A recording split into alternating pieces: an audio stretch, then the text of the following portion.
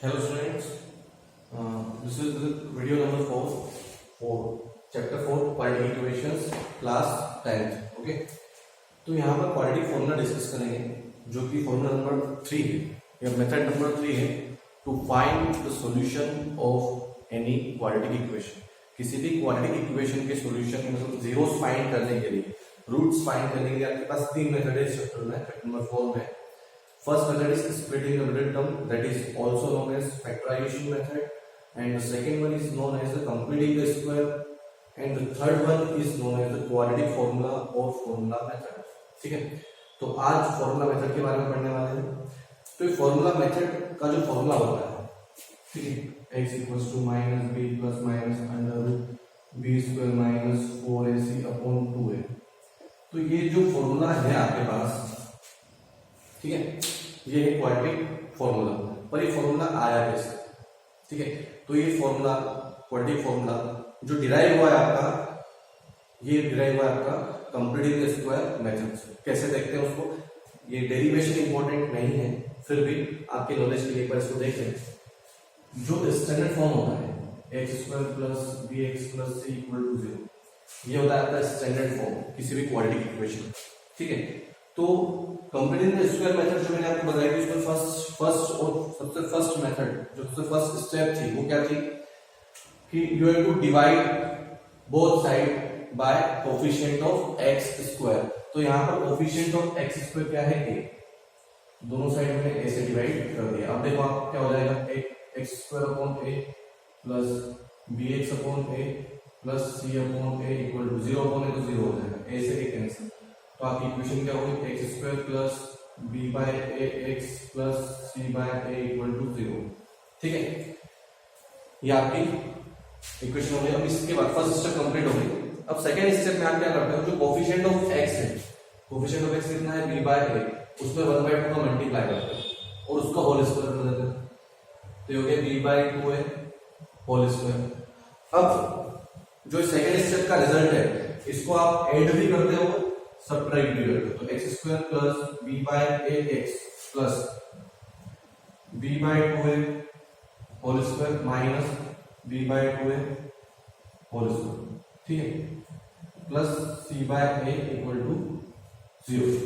तो देखो ये तो है आपका फॉर्मूला बन गया, कौन सा, a square plus 2ab plus b square, तो हो जाएगा a प्लस बी का होल स्क्वायर।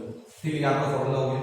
इसके बाद माइनस बी का square b square upon 2 square 4 a square plus C by A equal to 0। ठीक है, अब नेक्स्ट स्टेप में आप क्या करोगे, इनका साइन चेंज कर दोगे।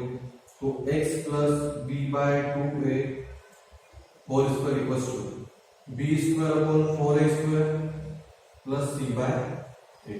ठीक है, अब देखो आप ये फॉर्मूला में कंसीडर कर रहा हूं, ठीक है। तो देखो आप यहां से नेक्स्ट स्टेप क्या हो गया आपके पास, अगर आप देखो तो इन दोनों का एलसीएम ले लेंगे अपन, तो कितना आएगा, x plus B by 2a whole square equals to, ठीक है, दोनों का एलसीएम कितना आएगा, 4a स्क्वायर।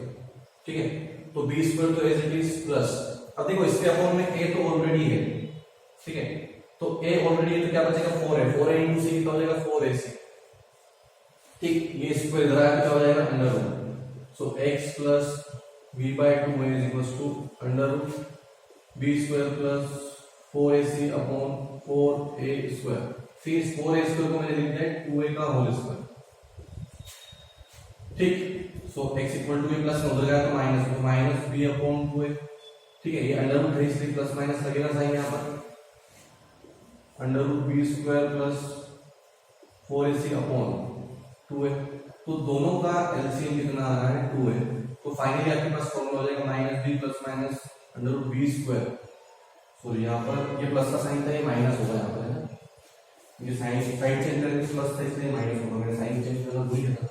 ठीक है, तो ये माइनस आएगा यहाँ पर भी माइनस आएगा, तो B square minus 4ac, this is your formula.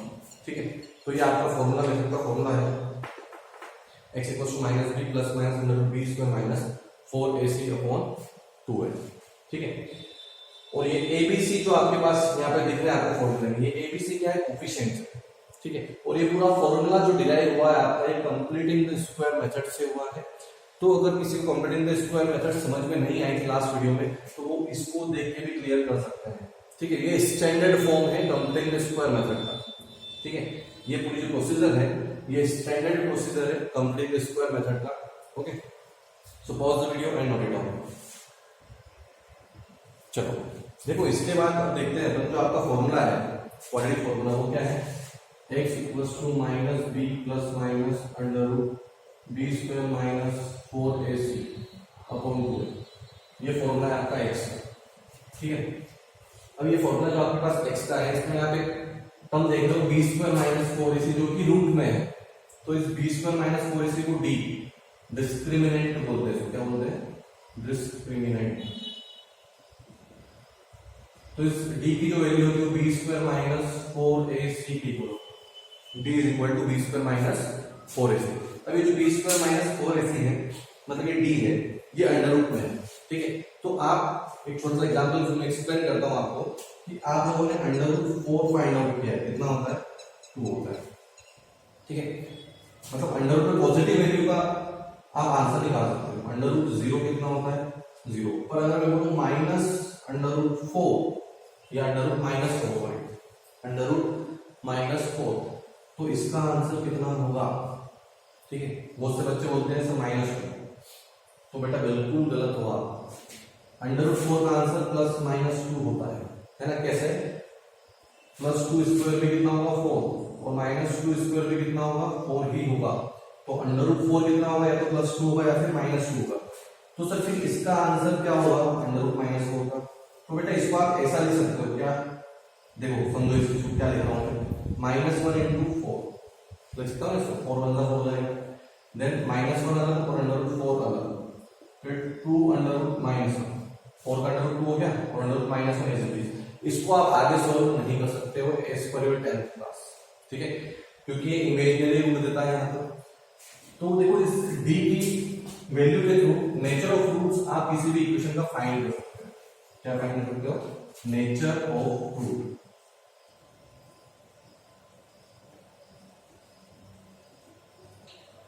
Nature of roots, तो नेचर ऑफ रूट्स फाइंड करने के लिए आपके पास d की वैल्यू बताना जरूरी है। तो d की वैल्यू या तो क्या होगा, ग्रेटर देन 0 या फिर इक्वल टू 0 या फिर लेस देन 0, ठीक है। इन तीनों के अलावा d की कोई वैल्यू नहीं हो सकती, है ना। ग्रेटर देन 0 मतलब वो वैल्यू क्या होगी, पॉजिटिव होगी आपकी, ठीक है। ग्रेटर देन 0 मतलब क्या, कि जो d की वैल्यू है वो क्या होगी आपके पास, पॉजिटिव होगी। तो यहाँ पर जो वैल्यू है वो क्या है, पॉजिटिव है, 0 का कोई साइन होता नहीं। लेस देन 0 मतलब d की वैल्यू क्या है, नेगेटिव, ठीक है। तो इसके अकॉर्डिंग नेचर ऑफ रूट्स क्या रहने वाला है, देखो आप, नेचर ऑफ रूट्स NOR। तो जब आपका d 0 से बड़ा होता है मतलब पॉजिटिव होता है, तो रूट्स क्या होते हैं, roots are, nature of roots जो है, roots are real and unequal. मतलब रूट्स आपके रियल नंबर्स होंगे और वो रियल नंबर्स अनइक्वल होंगे। मतलब एक 2 आ रहा है तो एक -2 आएगा, दूसरा वापस 2 नहीं आ सकता। अगर एक आंसर आपका 2 आ रहा है तो सेकंड वाला 2 नहीं आ सकता, 2 के अलावा कुछ भी आ जाएगा, ठीक। d इक्वल टू 0 है तो जो आपके रूट्स हैं, roots are real and equal, ठीक है। और थर्ड केस जब d इज लेस देन 0 मतलब नेगेटिव है, ठीक है।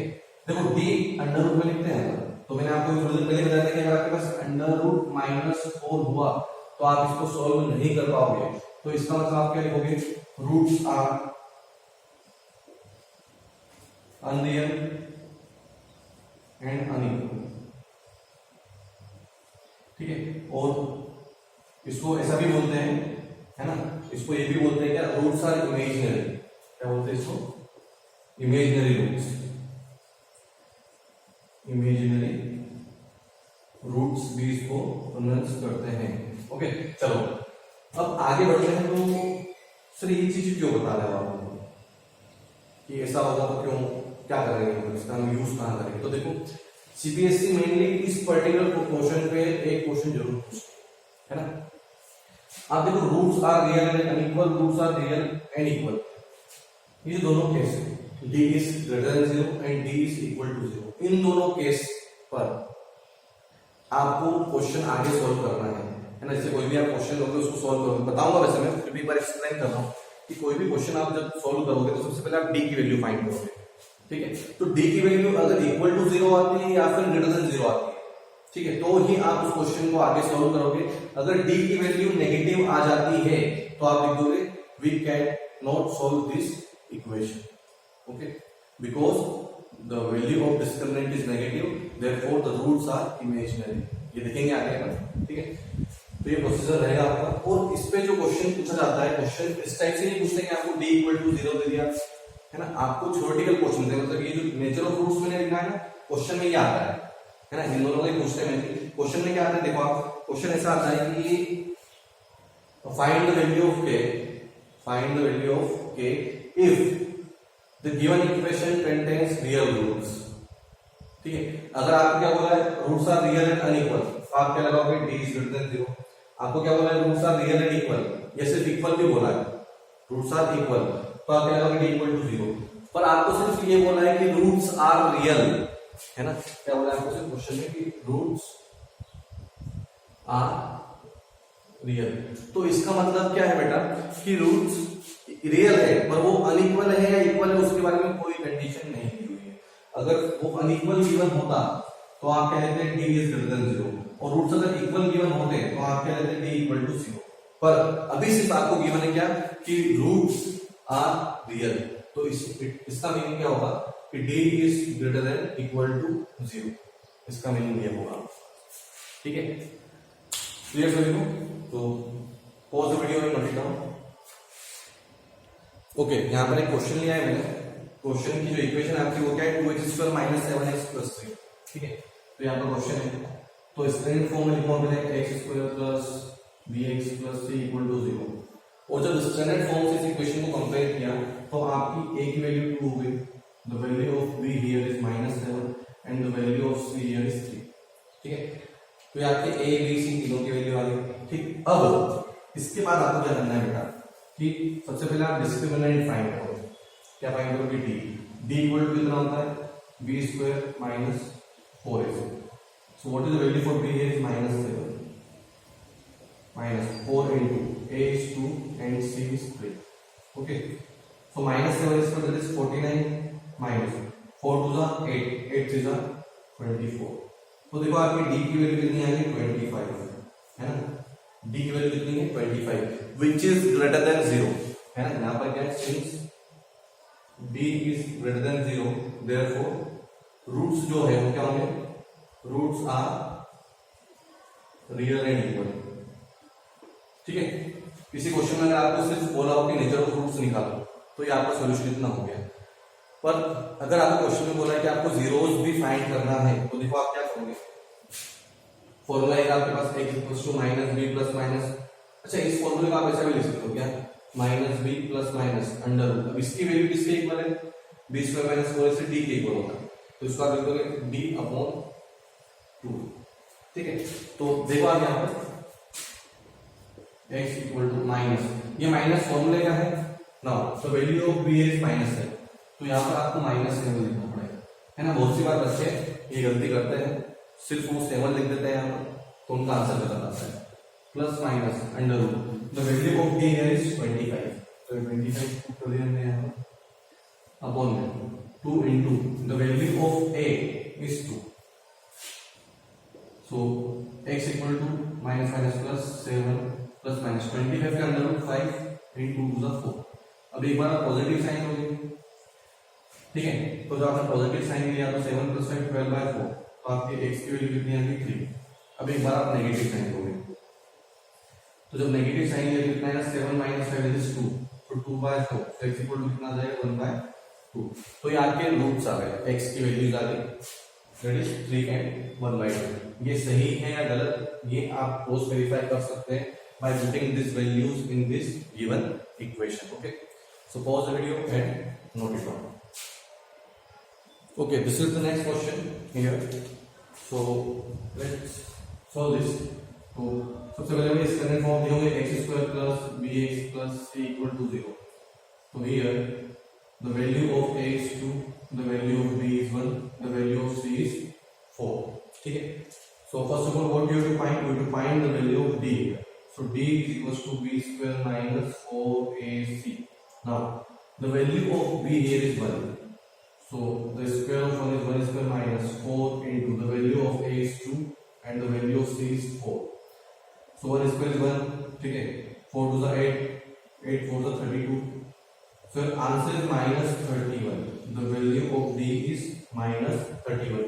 तो आपको जो नेचर ऑफ रूट्स वाला भी कॉन्सेप्ट मैंने समझाया था, उसमें मैंने आपको क्लियर किया था कि जब d क्या होता है less than 0, that means negative होता है, तो क्या होता है रूट्स आर इमेजिनरी,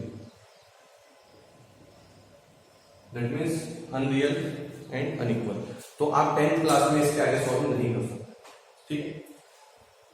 तो एक और केस बचा है, वो भी लेते हैं. Pause the video and note it down. Okay, this is the next question. Now look at the board. Here the question is, और the equation is 2x square plus x minus 4 equal to 0. Now writing the standard form of the quadratic equation is x square plus bx plus c equal to 0. Now comparing the standard form with the given equation. ठीक है. आपको एक चीज हमेशा ध्यान रखना है कि जो भी आपके क्वाड्रेटिक इक्वेशन रहेगी वो हमेशा इसी फॉर्म में रहेगी, पहले x स्क्वायर फिर x और फिर कांस्टेंट का. ठीक है. अगर आपको कोई भी क्वेश्चन इस टाइप से दिया हो 2x square minus 4 plus x, तो पहले आप उसको स्टैंडर्ड फॉर्म में कन्वर्ट करेंगे, देन आप उसको क्या करेंगे, सॉल्व करेंगे. ठीक है. तो देखिए यहाँ पर d इक्वल टू कितना, b square minus 4ac. So the value of d equal to b, the value of b is 1 square minus 4 into the value of a is 2 and the value of c is minus 4. Okay. So d equal to y square is 1 minus minus plus 4 4 the 16, 16 to the 32. So d equal to कितना आ गया, 33 आ गया आपका. So the value of d is greater than 0. Therefore roots are real and unequal. ठीक है. तो इसको आप solve कर सकते हैं. ठीक है. मैं एक और क्वेश्चन ले रहा हूं यहाँ.